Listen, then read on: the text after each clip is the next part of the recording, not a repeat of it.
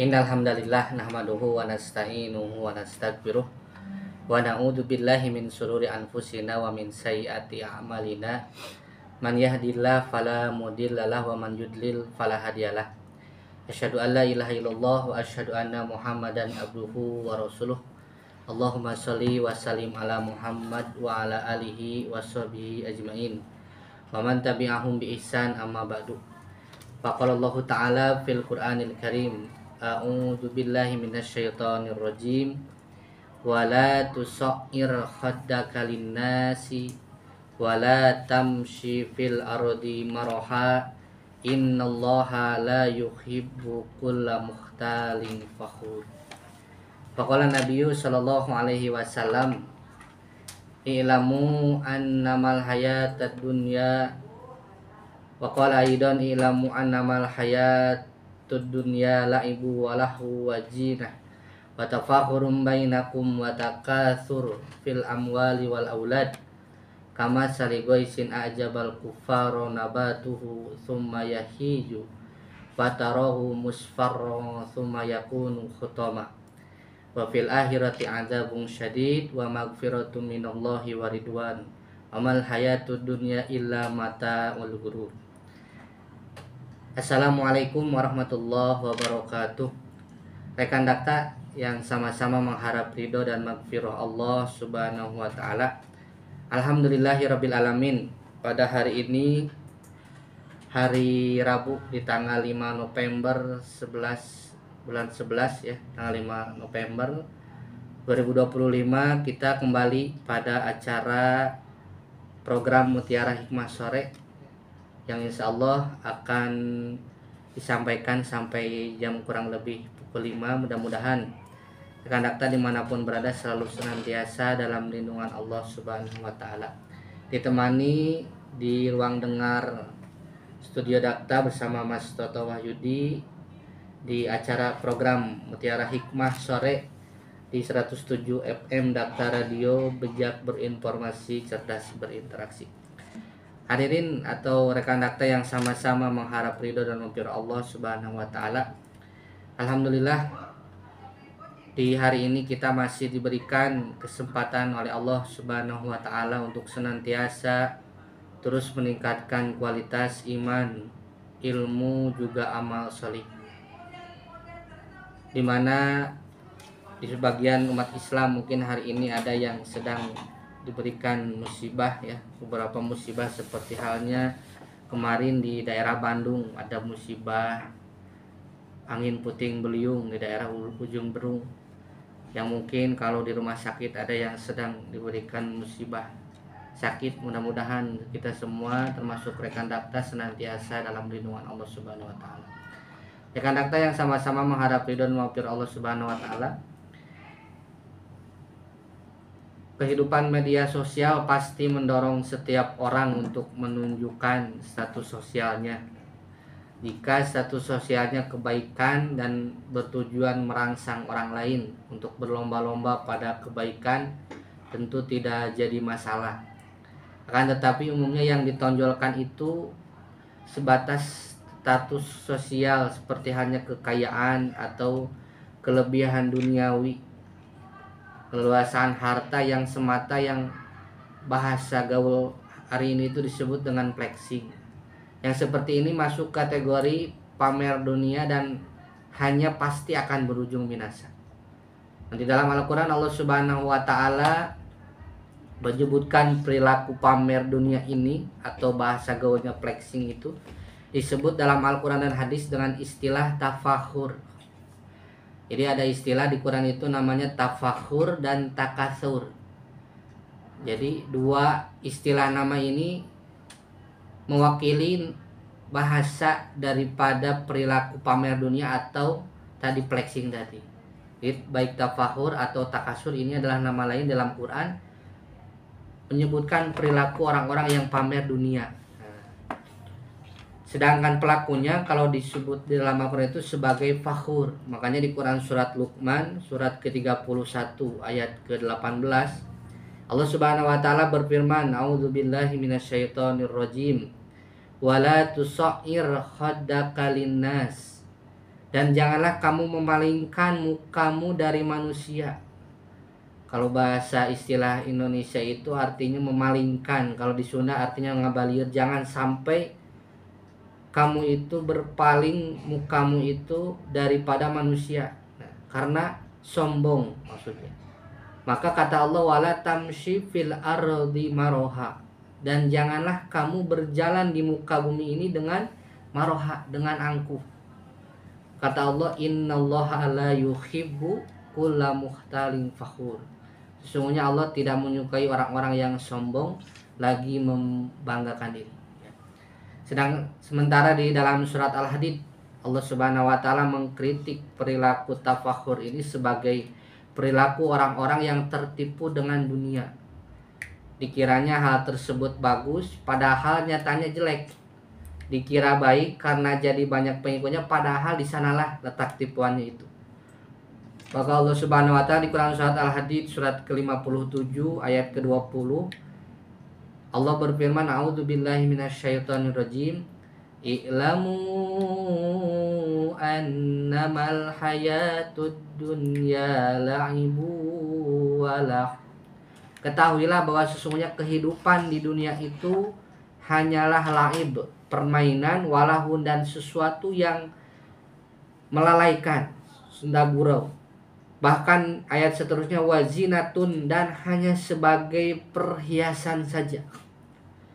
Ketika berbicara perhiasan, tentunya kita ingat bahwasanya Allah Subhanahu wa taala pernah menegur ya, istri-istri Nabi Muhammad Shallallahu alaihi wasallam, yang kala itu ditegur oleh Allah melalui Nabi karena istri-istri Nabi itu mereka meminta nafkah lebih yang biasa diterima oleh istri-istri Nabi. Nah, jadi dalam Al-Quran surat Al-Ahzab ya, itu surat ke-33 ayat ke-28 kalau tidak salah, Allah Subhanahu wa taala menegur istri-istri Nabi lewat Nabi. Karena istri-istri Nabi itu mereka meminta nafkah yang lebih daripada yang biasa diterima. Di ayat tersebut Allah Subhanahu wa taala berfirman, a'udzubillahi minasyaitonir rajim. Ya ayuhan nabi, wahai nabi, qul li azwajik, katakanlah kepada istri-istrimu. Nah, di sini Allah Subhanahu wa taala menyebutkan qul li azwajik, katakanlah kepada istri-istrimu. Nah, kalau Allah Subhanahu wa taala berfirman menyebutkan istri-istrimu berarti bukan hanya satu. Artinya istri-istri Nabi itu jumlahnya banyak. Nah, di riwayat disebutkan bahwasanya istri Nabi itu berjumlah 9. Jadi Allah Subhanahu wa taala menegur istri-istri Nabi lewat Nabi. Ya ayuhan nabi, wahai Nabi Muhammad SAW, kul, katakanlah li azwaji, kepada istri-istrimu, in kuntunna, jika kamu sekalian, turidna, menginginkan, al hayatad dunya, kehidupan dunia, wazinataha. Nah, ini yang tadi saya maksud di Quran surat Al-Hadid ya, wazinataha, dan perhiasan-perhiasannya. Nah, jadi rekan dakta yang sama-sama mengharap ridho dan maghfirah Allah, dalam masalah niat rumah tangga, level rumah tangga Nabi pun terkadang ada kala lupanya. Jadi setiap diantara kita, baik pengantin baru atau pengantin bari ya, pengantin bari itu pengantin lawas, pengantin jadul. Jadi ayat-ayat Al-Quran, baik hadis-hadis Nabi, ayat Al-Quran, firman Allah atau hadis Nabi itu berlaku bukan hanya untuk pengantin baru, tapi juga berlaku untuk pengantin bari, pengantin lawas, pengantin jadul. Artinya baik ayat Quran, baik hadis Nabi itu berlaku untuk kita semua. Nah, dalam niat rumah tangga tentunya yang harus diluruskan itu masalah niat. Apa niat kita dalam berumah tangga, apakah orientasinya dunia atau akhirat. Maka dalam masalah niat ini level rumah tangga Nabi pun ada lupanya. Nah, sampai-sampai Allah menegur istri-istri Nabi melalui Nabi. Kata Allah, ya ayyuhan nabiyyu qul li azwajik, wahai Nabi, katakan kepada istri-istrimu yang 9, bukan hanya satu. In kuntunna turidnal hayatad dunya, jika kamu semua sekalian mengingini kehidupan dunia, wazinataha, dan perhiasan. Jadi bukan hanya al hayatad dunia, kehidupan dunia, tapi dan seluruh yang ada di dunia berikut, wazinataha, dan perhiasan-perhiasan dunia. Kata Allah dalam ayat tersebut, di ayat 28 ini, di surat Al-Ahzab ayat 33, fata'alaina umatti'kunna wa usarrihkunna sarahan jamila.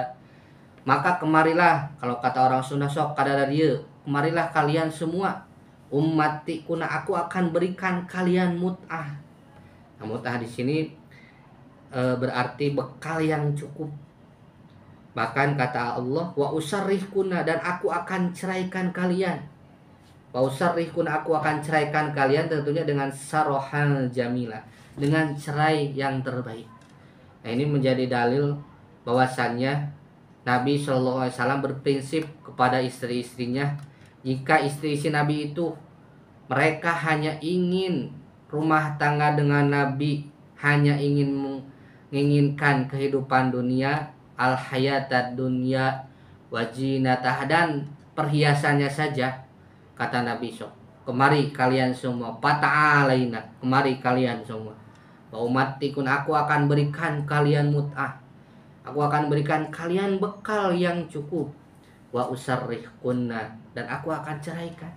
Jadi bukan hanya diberikan bekal yang cukup, tapi Nabi berprinsip jika istri-istrinya hanya menginginkan kehidupan dunia saja, maka Nabi berprinsip akan memberikan mut'ah dan akan menceraikan mereka semua, tentunya dengan cerai yang sarahan jamila, cerai yang terbaik.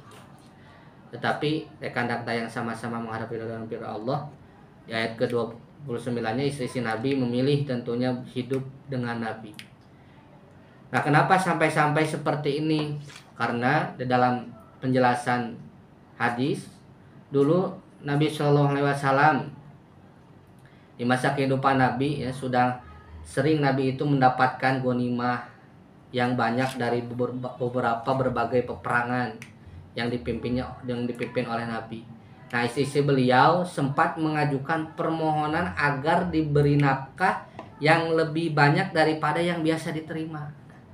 Tentunya mungkin di antara kita juga ada rumah tangga yang memang ada istri-istrinya itu minta resiko bulanan yang lebih, yang biasa dari yang diterima oleh istri-istri daripada biasanya. Ternyata istri Nabi pun pernah seperti ini. Maka bukan berarti dalam artian istri Nabi ini lebih baik daripada istri-istri zaman hari ini. Nah, ini menandakan bahwasanya istri-istri Nabi pun pernah. Mereka bahkan bareng-bareng, rombongan mereka itu dulu berkumpul mengelilingi rumah Nabi. Nah, sampai-sampai Abu Bakar, Umar melihat apa yang terjadi di rumah Nabi, sampai banyak orang-orang yang mereka berkumpul ngarariung mengelilingi Nabi. Ketika itu Abu Bakar diizinkan oleh Nabi Muhammad SAW untuk masuk ke rumah, berikut juga Umar. Maka ketika Abu Bakar dan Umar melihat Nabi dikelilingi oleh ke-9 istrinya, Umar bin Khattab waktu itu hendak menghibur Nabi Shallallahu Alaihi Wasallam. Kata Umar kepada Nabi SAW, Umar berkata, aku akan berkata sesuatu yang membuat engkau tertawa. Nah, kata Umar, wahai Rasulullah, seandainya engkau melihat bintu Khorijah, ya, bintu Khorijah itu istri Umar. Jadi kalaulah engkau melihat istriku bintu Khorijah meminta nafkah daripada yang biasa diterima kepadaku, kata Umar, pakumtu ilaiha, maka aku akan berdiri kepadanya, fawaja'tu unuqah, dan aku akan mencekik lehernya. Jadi Umar bin Khattab ketika Nabi Shallallahu Alaihi Wasallam sedang dikelilingi istri-istrinya, Umar hendak menghibur Rasulullah agar Rasulullah tertawa. Kata Umar, Rasulullah, kalaulah engkau melihat istriku meminta nafkah lebih kepadaku, aku akan berdiri dan aku akan cekik lehernya.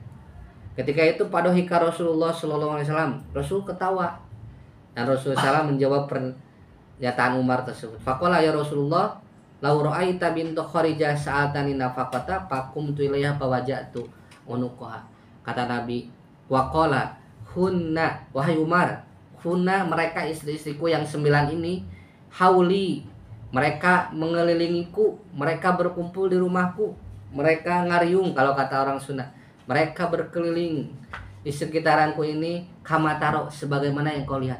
Mereka ini tiada lain berkumpul mengelilingiku, yas'alnani nafaqata, mereka meminta nafkah kepadaku daripada yang biasa diterima. Nah, ternyata rekan akta yang sama-sama mengharap ridho dan maghfirah Allah.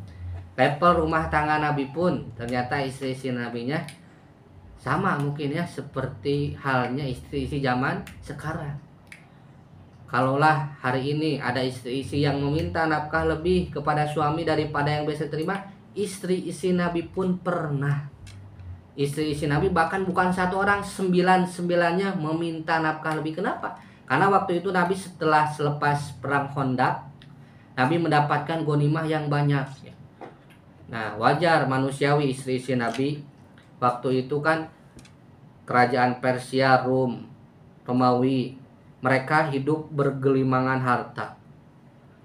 Mereka kehidupannya mewah. Ya wajar istri-istri Nabi meminta nafkah lebih karena tahu bahwasanya Nabi itu sedang mendapatkan ghanimah yang banyak. Istri-istri Nabi wajar, normal. Kalau bahasa hari ini mungkin motor, kalau misalkan masih motor yang jadul, ingin mungkin update ke motor yang terbaru. Kalaulah mungkin rumah itu keadaan rumah itu hanya dengan keadaan ala kadarnya, ingin mungkin istri-istri Nabi itu merenov rumahnya sebagaimana kerajaan Persia, keluarga Romawi dan lain sebagainya yang mereka hidup dalam keberlimpahan harta. Istri-istri Nabi pun normal, mereka bersikap seperti itu. Tetapi waktu Nabi SAW mendapatkan istri-istrinya meminta nafkah yang lebih daripada biasanya, Nabi Shallallahu Alaihi Wasallam lalu mereka ketika istri-istrinya meminta kepada Nabi Shallallahu Alaihi Wasallam minta nafkah lebih, Nabi SAW pergi daripada istri-istrinya untuk mengasingkan diri. Bahkan Nabi SAW tidak pulang kepada istri-istrinya itu selama 29 hari. Dalam hadis disebutkan selama 1 bulan. Jadi Nabi ketika mendapati istri-istrinya meminta nafkah lebih, Nabi tidak marah, melainkan Nabi itu mengasingkan diri. Nah, ini juga jadi sunnah ya, jadi anjuran ketika kita ada konflik di rumah tangga, boleh seorang suami ketika mungkin bingung, ketika frustasi dengan sikap istri, boleh mengasingkan dulu, apakah ke tempat yang memang lebih menenangkan hati seperti hanya pergi ke masjid. Nabi ini ke suatu tempat yang memang Nabi sendiri, bahkan tempat tersebut tidak ada tempat yang nyaman yang sekiranya dilihat oleh para sahabat. Ketika itu para sahabat pun menawarkan diri, tetapi Nabi menolak. Nah, ketika Nabi mengasingkan diri selama 29 hari, maka turunlah ayat yang tadi. Surat Al-Ahzab surat ke-33 ayat 28. A'udzubillahi minasyaitonirrajim. Ya ayyuhan nabiyyu qul li azwajik. Wahai Nabi, katakan kepada istri-istrimu, in kuntunna turidnal hayatad dunya. Jika kalian hanya menginginkan hidup rumah tangga dengan Nabi itu, menginginkan kehidupan dunia, wajinataha, dan hanya menginginkan perhiasan dunia, fata'alaina, maka kemarilah, ummati'akunna, aku akan berikan kalian mut'ah, bekal yang cukup, wa usarrihakunna sarhan jamila, dan aku akan ceraikan kalian dengan cerai yang terbaik. Nah, maka Nabi SAW tidak marah kepada istri-istri Nabi, tetapi Nabi SAW menyikapinya dengan baik. Nabi tidak marah, Nabi tidak menegur istri-istrinya, melainkan Nabi SAW memberikan pengertian kepada para istrinya bahwasanya harta yang Allah anugerahkan kepada Nabi itu bukan untuk dipakai untuk bermewah-mewah, untuk bagaimana berumah tangga dengan poya-poya, bagaimana dengan menikmati keleluasan harta yang Allah berikan. Namun bagaimana harta tersebut bisa menyebabkan rumah tangganya itu hidup dengan sederhana dan harta yang dititipkan oleh Allah tersebut diberikan kepada orang-orang yang membutuhkan.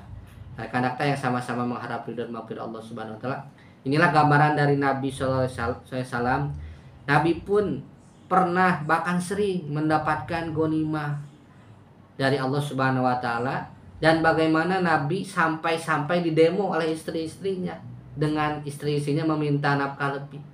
Dan Nabi tidak lantas memberikan cuma-cuma karena istrinya meminta, tapi Nabi hendak menawarkan, kalau kalian hendak ingin hanya hidup rumah tangga dengan Nabi, menginginkan dunia dan hartanya saja dengan perhiasan, maka akan Nabi ceraikan.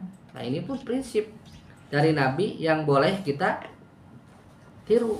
Kalau istri kita berhidup rumah tangga dengan kita hanya sebatas ingin dunia saja, nah, boleh ini para bapak-bapak, para suami berprinsip seperti Nabi.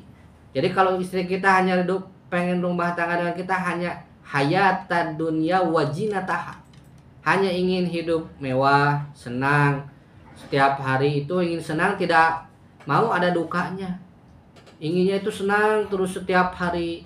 Padahal kan rumah tangga itu ibarat tanggal muda, ada tanggal tua, ada tanggal muda. Bagaimana ketika mengawali rumah tangga itu ada yang namanya bulan madu. Tidak selamanya rumah tangga itu sebagaimana rasanya bulan madu, pasti ada mungkin hal yang memang tidak mengenakan, hal yang memang tidak menyenangkan, yang membuat sedih, yang membuat stres, frustasi. Itu namanya rumah tangga seperti itu. Maka istri-istri Nabi pun wajar bersikap seperti itu, karena memang ada daripada yang Nabi SAW peroleh, yaitu harta-harta ghanimah. Namun Nabi tidak mengajarkan istri-istrinya untuk hidup mewah, melainkan hidup sederhana dan memberikan daripada harta yang diberikannya itu untuk diberikan kepada orang yang lebih membutuhkan.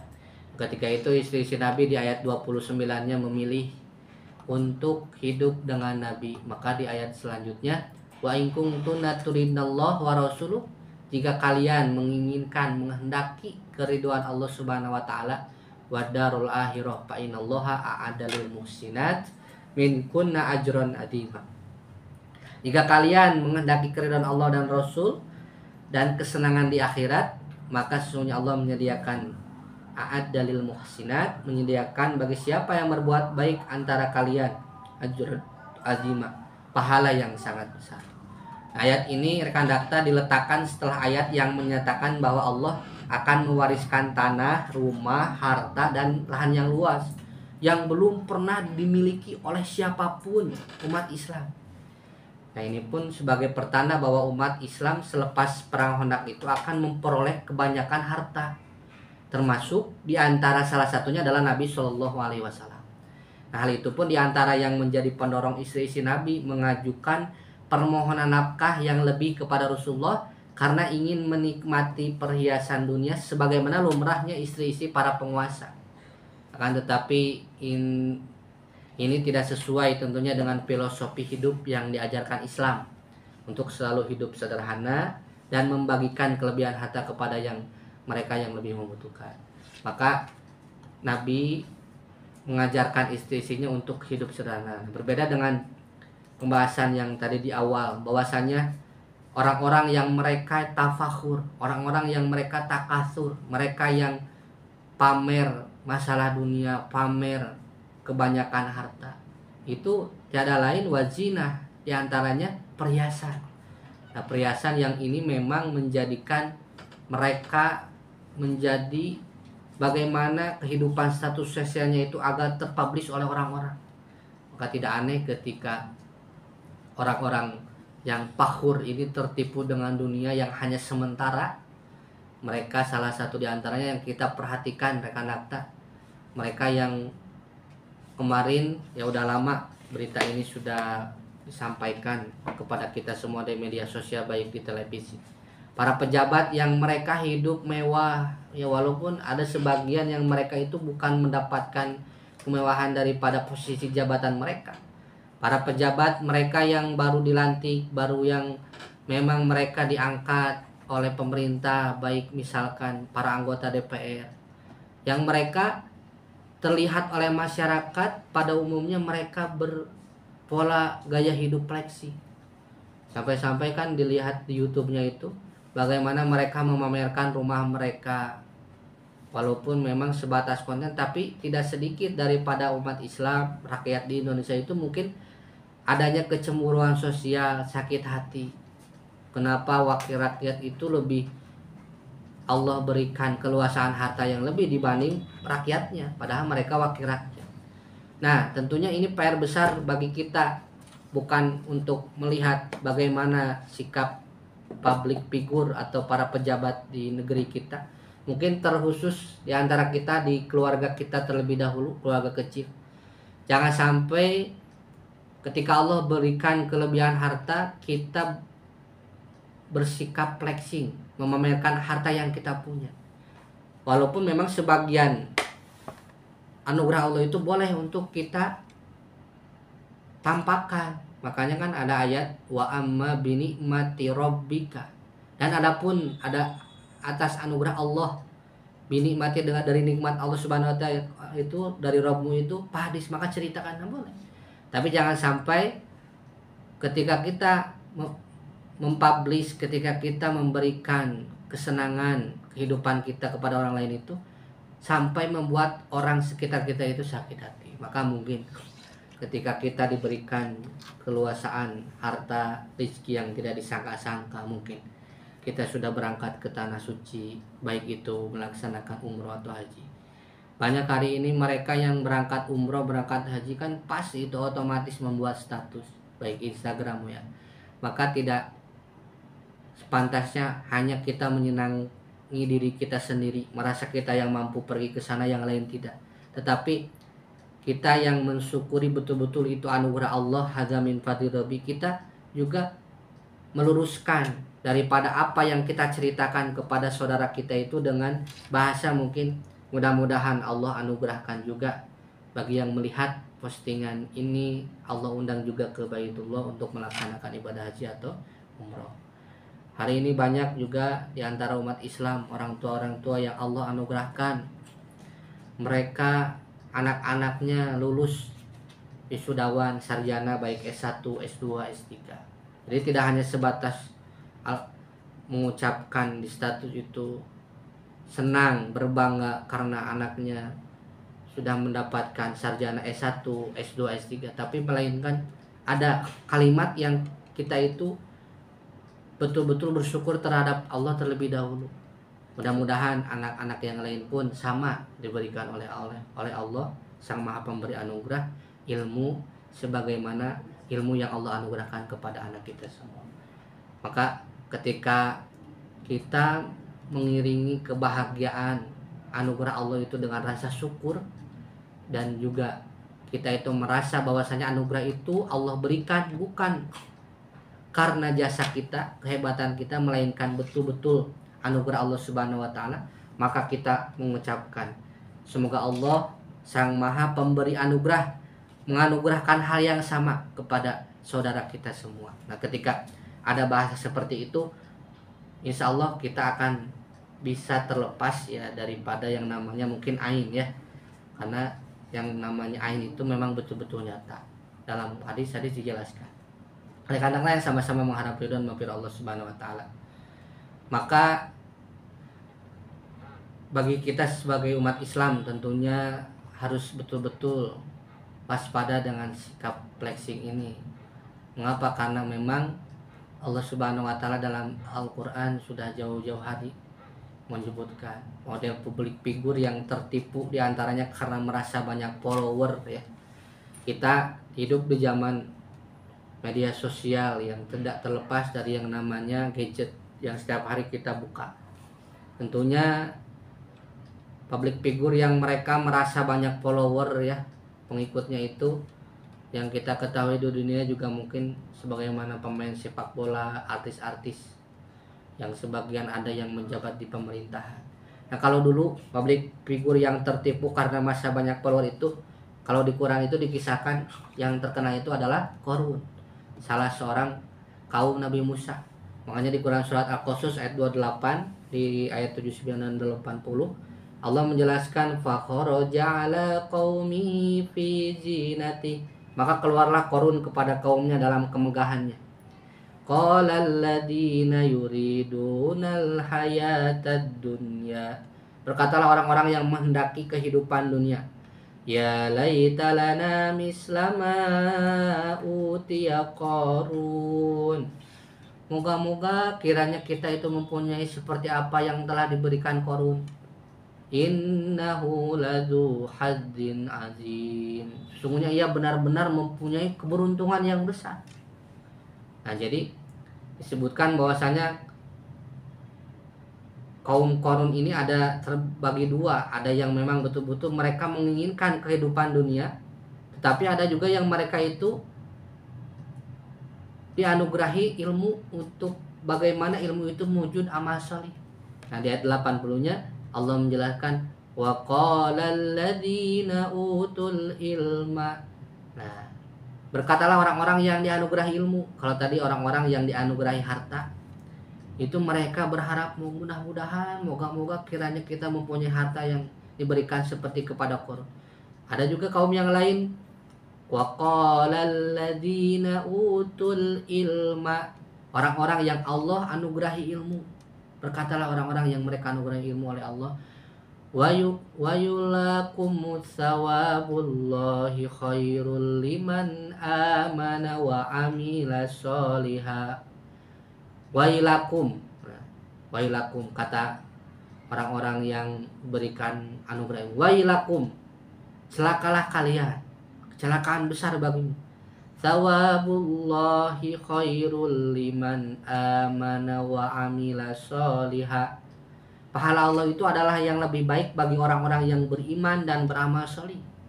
Wala yulaqqaha illas sabirun, dan tidak diperoleh pahala itu kecuali oleh orang-orang yang sabar. Makanya orang-orang yang fakhur, yang tertipu dunia itu memang hanya sementara ya. Kita memang selalu silau kepada orang-orang yang Allah berikan kelebihan harta, itu sudah menjadi sunatullah, yang memang tidak bisa dihindari. Tapi bagaimana kita bisa menyikapi orang-orang atau anugerah Allah yang Allah berikan kepada kita itu dengan kita seperti kaum Qarun yang Allah anugerahkan ilmu tadi. Maka orang-orang yang dianugerahkan ilmu ketika melihat harta itu ya biasa-biasa saja. Makanya ketika di dalam hadis pernah dijelaskan, Nabi SAW pernah berjalan bersama para sahabat ke sebuah pasar ya. Pasar tersebut Nabi melihat seekor kambing yang sudah menjadi bangkai, yang telinganya itu cacat. Kemudian Nabi SAW akan datang menawarkan kepada para sahabat, siapa yang ingin mendapatkan kambing yang dalam keadaan bangkai, yang telinganya tuli, yang telinganya cacat ini, yang Nabi hanya hargakan 1 dirham saja. Kalau 1 dirham itu sekarang 30.000, tidak 300.000, 3 juta. Nabi menawarkan kepada para sahabat, siapa di antara kalian para sahabat yang menginginkan bangkai kambing yang cacat telinganya ini? Maka para sahabat, di antara para sahabat tidak ada yang mau.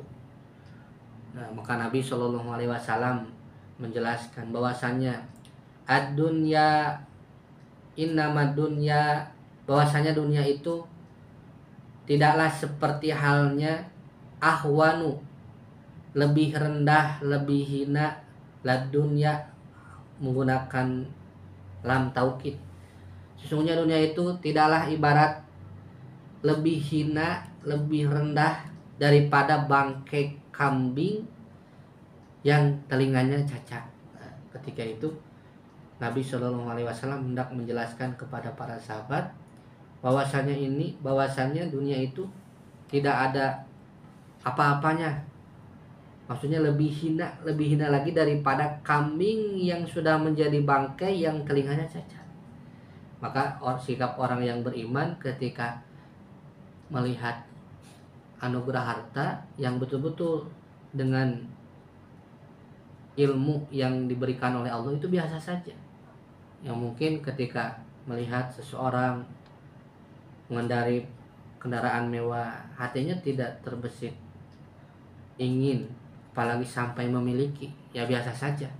Kalaupun punya kendaraan, bagaimana kendaraan itu jadi amal salih, bagaimana kendaraan itu bermanfaat untuk orang lain, bagaimana kendaraan itu bisa bermanfaat untuk bersilaturahim kepada orang tua, kepada mertua. Jadi ketika kita berorientasi akhirat dalam rumah tangga, ketika punya kendaraan tidak hanya sebatas ingin punya kendaraan terbaru, keluaran terbaru, tetapi bagaimana kendaraan itu bermanfaat bagi orang lain. Ketika niat orientasi sudah akhirat, berumah tangga itu tidak hanya sekedar rumah tangga itu bagaimana pendapatan bulanan itu harus setiap bulan bertambah dan bertambah. Justru sebaliknya, bagaimana penghasilan atau anugerah yang Allah berikan itu bagaimana kita bisa sisihkan kepada mereka yang lebih membutuhkan. Ketika orientasinya akhirat, rumah tangga tersebut bukan hanya sebatas makanan apa yang belum sempat tercicipi, minuman apa yang belum sempat tercicipi, tapi rumah tangga yang orientasinya akhirat berpikirnya minuman apa, makanan apa yang belum sempat tercicipi dikarenakan kita melaksanakan saum.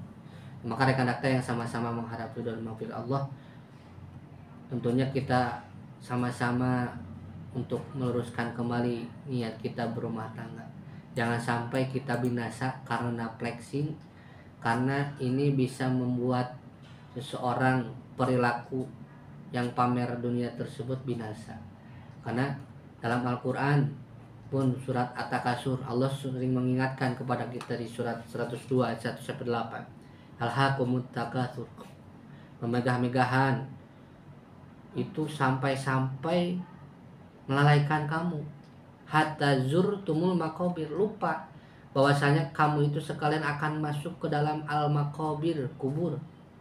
Kala saufa ta'lamun, maka janganlah berbuat seperti itu. Kelak saufa, pasti kamu akan mengetahui perbuatanmu itu. Tsumma kala saufa ta'lamun, dan janganlah kalian berbuat begitu, kelak kalian akan mengetahui.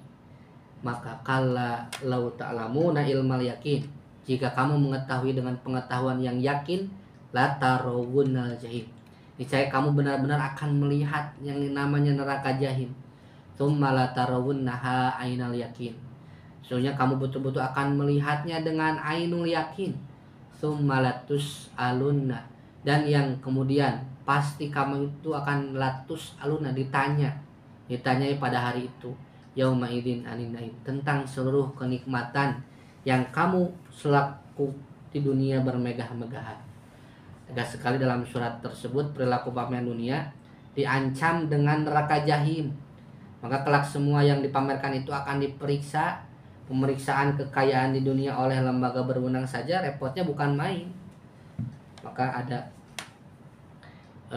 sebagian lembaga yang memeriksa keuangan, kekayaan seseorang, apalagi nanti di akhirat. Pemeriksaan di akhirat itu tentunya lebih detail, dan tentunya yang paling pasti itu pasti akurat. Maka orang-orang yang rentan dengan perilaku flexing ini hanya bisa selamat dengan cara membagikan kelebihan hartanya, tentu seperti mana yang tadi Nabi sampaikan. Nabi mengajarkan kepada istri-istrinya itu tanpa alasan, sampai-sampai Nabi mengasingkan 29 hari lamanya. Nabi ketika Allah berikan anugerah ghanimah yang lebih daripada peperangan yang dipimpin oleh Nabi, datang istri-istrinya demo kepada Nabi meminta nafkah yang lebih daripada yang biasa diterima. Maka Nabi memberikan jawaban yang sangat bijak. Sesungguhnya harta yang Allah anugerahkan itu adalah bagaimana agar kita tetap bisa hidup sederhana. Tentunya sederhana itu bukan berarti tidak punya apa-apa. Hidup sederhana itu artinya kita hidup dengan apa yang Allah berikan, Allah cukupkan. Tentunya bukan berarti tidak mempunyai apapun, tapi dengan anugerah yang Allah berikan tersebut, harta anugerah yang Allah berikan itu bisa bermanfaat untuk orang lain, dan kita tidak merasa anugerah itu hadir dengan sendirinya karena kekuatan, kemampuan, atau kepandaian yang kita miliki selama kita hidup. Maka orang-orang yang rentan dengan perilaku flexing hanya bisa selamat tadi dengan membagikan kepada mereka yang lebih membutuhkan. Maka Nabi SAW tegas dalam salah satu hadisnya menjelaskan, innal aksarin humul aqallun. Sesungguhnya orang-orang yang paling banyak hartanya di dunia itu humul aqallun. Kasir itu kebalikannya qalil, sedikit. Ini informasi yang disampaikan oleh Nabi. Nah, juga ini sebagai ancaman, harus menjadi perhatian bagi orang-orang yang berharta. Nih, kita yang Allah anugerahkan harta harus khawatir, harus hariwang kalau kata orang Sunda. Innal aksarin, sesungguhnya orang-orang yang Allah anugerahkan banyak harta di dunia, humul aqallun yaumal qiyamah. Mereka yang nanti akan paling sedikit hartanya di hari kiamat. Nah, hadis ini rekan-rekan senada dengan hadis Nabi Shallallahu Alaihi Wasallam. Nah, penjelasan tentang orang-orang yang mereka terlalu kenyang di dunia. Nah, karena tidak sedikit di antara kita semua yang mereka itu pengennya kenyang. Makanan apa yang belum sempat tercicipi, minuman apa yang belum sempat tercicipi. Maka kata Nabi,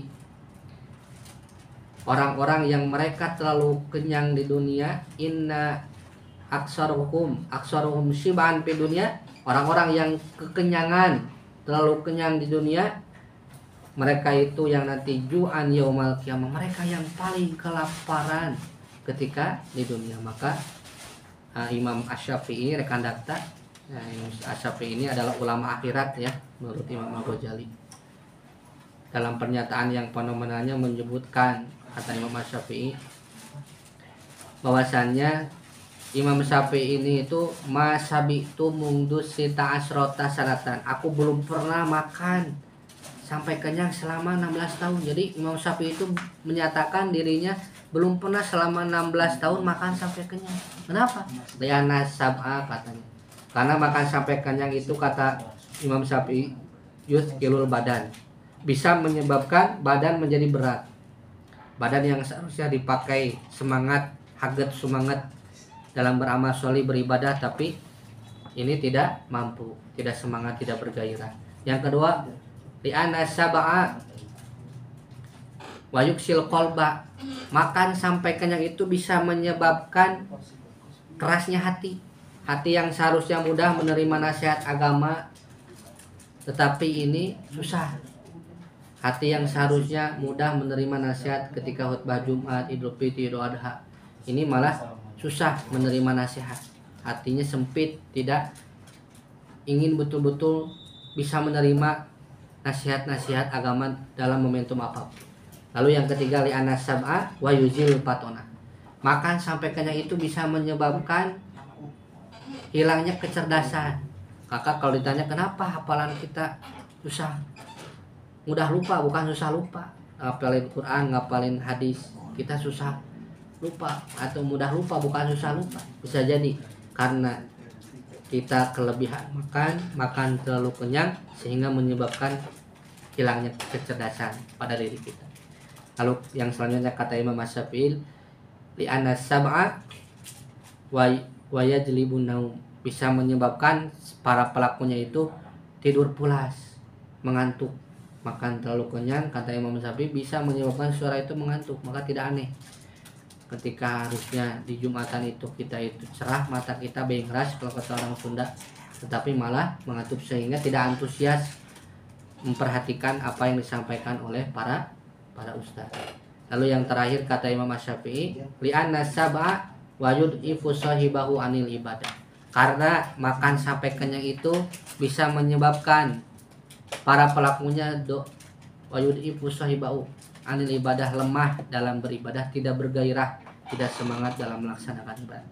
Mudah-mudahan apa yang disampaikan ini bermanfaat. Terlebih Imam Al-Ghazali menyimpulkan apa yang disampaikan, dinyatakan oleh Imam Asy-Syafi'i ini dalam kitabnya Ihya Ulumuddin itu dengan penjelasan warasut ta'abudi taklilu ta'am. Maka bagaimana agar ibadah kita semangat, bergairah, semangat itu dengan taklilu ta'am, mengurangi porsi makan. Rekan-rekan yang sama-sama menghadapi dan mimpi Allah Subhanahu wa taala. Mungkin itu saja yang dapat disampaikan pada kesempatan di sore hari ini di program Mutiara Hikmah Radio Dakta 107 FM, bijak berinformasi, cerdas berinteraksi, bersama saya Irham Ibadur Rahman, anggota Brigade Dakwah PDPSI Kota Bekasi. Mudah-mudahan kita bisa mengamalkan ilmu yang disampaikan, terkhusus bagi saya yang menyampaikan, dan mudah-mudahan rekan Dakta selalu dalam lindungan Allah Subhanahu wa taala. Itu saya yang dapat disampaikan. Rabbana hab lana min azwajina wa dzurriyyatina qurrata a'yun waj'alna lil muttaqina imama. Rabbana hab lana min azwajina wa dzurriyyatina qurrata a'yun waj'alna lil muttaqina imama. Rabbana hab lana minasy sholihin. Rabbana atina fid dunya hasanah wa fil akhirati hasanah wa qina adzabannar. Aqulu qouli hadza wa astaghfirullah li wa lakum. Wassalamualaikum warahmatullahi wabarakatuh.